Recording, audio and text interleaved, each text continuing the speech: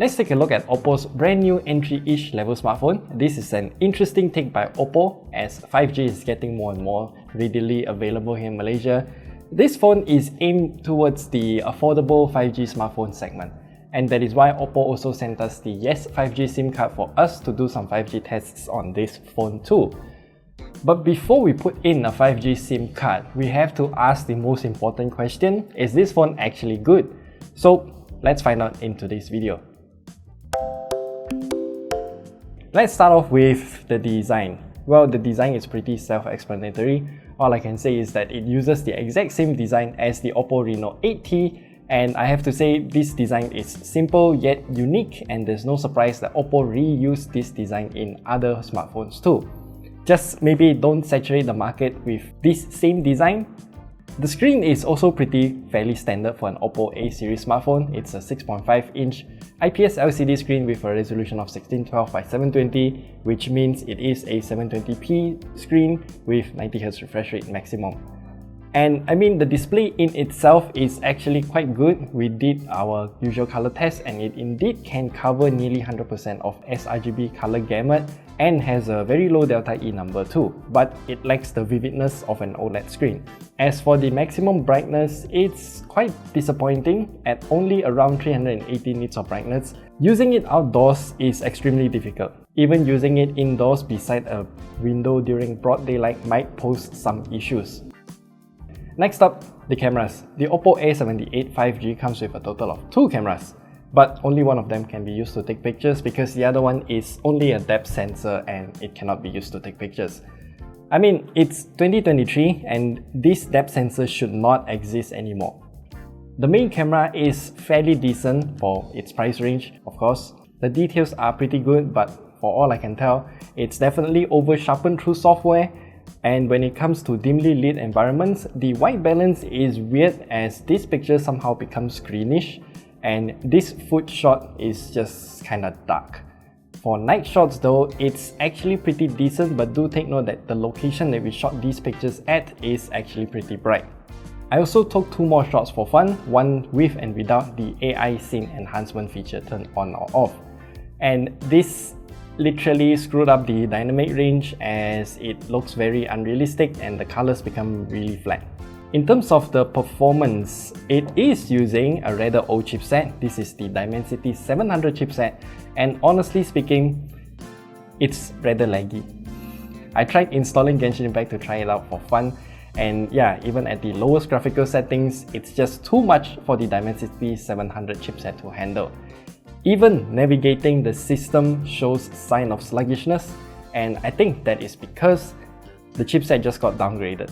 As pointed out by Sawyer Chin Chow, actually, the new Oppo A78 5G is using the older Dimensity 700 chipset, 2 years old at this point, whereby the older Oppo A77 is using the newer and better Dimensity 810 chipset. But of course, Oppo wants to focus this phone on its 5G aspects, so they also sent us the Yes 5G SIM card and we took it out for a few quick tests. First, we tested right in front of the Yes 5G store in Lot 10, a building which is also owned by YTL, who also owns Yes Telco. And yeah, honestly, the speeds are great. I am very surprised that we get such speeds indoors. Then I tested again opposite of Pavilion KL and it is even further, and I'm generally just surprised by the speed that we are able to achieve.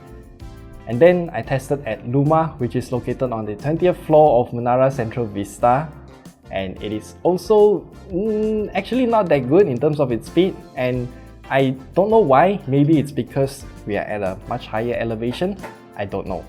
Then I tested in my room. And the reason why I did this is because for whatever reason my room is able to get 5G but the speed is rather low.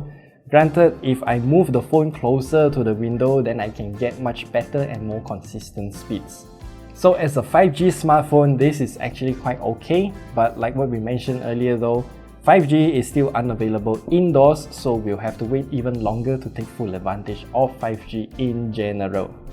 Then comes the battery life. At 5000 mAh battery, we use our standard PC Mark battery life test at 100 nits of brightness and we get about 12 hours and more, which is mostly thanks to the superb battery efficiency of the Dimensity 700 chipset. you can actually use this phone for 2 days on a single charge, I think. As for the charging speed, it's nothing special. It comes with a 33-watt charger and it charges from 15 to 100% in about 95 minutes. And we also changed our charging methodology so we can even see the temperature when it charges. And I have to say, everything is kept below 40 degrees Celsius, so it is technically safe in terms of temperature wise. Now for the software, the Oppo A78 5G is using ColorOS 13 on top of Android 13, and I do like ColorOS in general because the settings menu and overall usability is actually very decent. But unfortunately, the bloatware and ads are very annoying, as we do have quite a few of them here. We still have the hot games and hot apps alongside with the bunch of ads that the Oppo app market kept pushing via notifications. I just think that if Oppo can tone down the bloatware and also make the ads less intrusive, then the experience would improve a lot more. So overall, for the price of 1,099 ringgit, I can only describe this phone with one word: expensive. I mean, in the sea of smartphones that are available in the market right now, I can't find anything that makes this phone stand out from the rest and justify its price of 1,099 ringgit Malaysia. As mentioned in our other video from 2 years ago actually, never choose a 5G smartphone while sacrificing your performance, screen, among other things. That being said, 5G is still not readily available in many regions, particularly indoors, so you can't take full advantage of it yet. So just get maybe a better 4G smartphone at this price range at this point in time. So that's it. That's all we have to share with you. If you have any questions, do let me know down in the comment section below and I will answer them.